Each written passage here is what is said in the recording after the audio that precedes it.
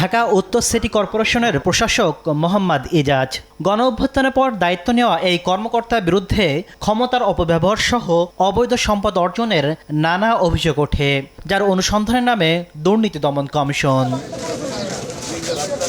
এবার মোহাম্মদ ইজাজকে আগামী 29শে জানুয়ারি তলব করে চিঠি দিয়েছে দুদক, যেখানে পশুরহাট ইজারা, ই রিকশা প্রকল্প, কাঁচাবাজার সহ সিটি কর্পোরেশনের স্বার্থ সংশ্লিষ্ট দুর্নীতির অভিযোগের বিষয়ে তার বক্তব্য জানতে চাওয়া হয়েছে। জগন্নাথ বিশ্ববিদ্যালয়ের সাবেক ভিসি অধ্যাপক মিজানুর রহমানকে জিজ্ঞাসাবাদ করে অনুসন্ধানকারী কর্মকর্তা। দায়িত্ব পালনকালে নিয়োগে বাণিজ্য ও অবকাঠামো নির্মাণে দুর্নীতির অভিযোগ রয়েছে তার বিরুদ্ধে।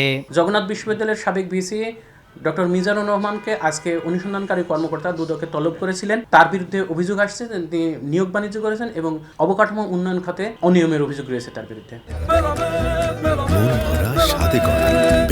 New Zealand dairy, excellence in quality.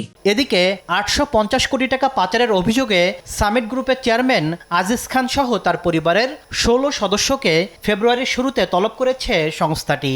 Aziz খান এবং তার পরিবারের সদস্য সহ মোট 16 জনকে অনুসন্ধানকারী কর্মকর্তা আগামী 1, 2, 3 ফেব্রুয়ারি দুদকে ডেকেছেন তাদের বক্তব্য নেওয়ার জন্য। তাদের বিরুদ্ধে অভিযোগ হচ্ছে অবৈধ সম্পদ অর্জন এবং মানি লন্ডারিং মাধ্যমে বিদেশে কোটি কোটি টাকা পাচারের অভিযোগ রয়েছে তাদের বিরুদ্ধে। আর বাংলাদেশ শিপিং কর্পোরেশনের মহাব্যবস্থাপক জিয়াউর রহমান চৌধুরী ও তার স্ত্রীর দুর্নীতির খোঁজে বিভিন্ন দফতরে চিঠি পাঠিয়েছে দুদক। বাংলাদেশ শিপিং কর্পোরেশনের মহাব্যবস্থাপক জিয়াউর রহমান চৌধুরীর বিরুদ্ধে জ্ঞাত আয় বহির্ভূত সম্পদের অর্জনের অভিযোগ রয়েছে। এই অভিযোগের প্রেক্ষিতে দুর্নীতি দমন কমিশন তার বিরুদ্ধে অনুসন্ধানের সিদ্ধান্ত নিয়েছেন। অনুসন্ধানের প্রেক্ষিতে অনুসন্ধানকারী কর্মকর্তা অভিযোগের বিষয়গুলোর সম্পর্কে বিভিন্ন তথ্য সংগ্রহের জন্য বিভিন্ন জায়গায় পত্র প্রেরণ করেছেন ইতিমধ্যে। তাসলিম তৌহিদ, সময় সংবাদ, ঢাকা।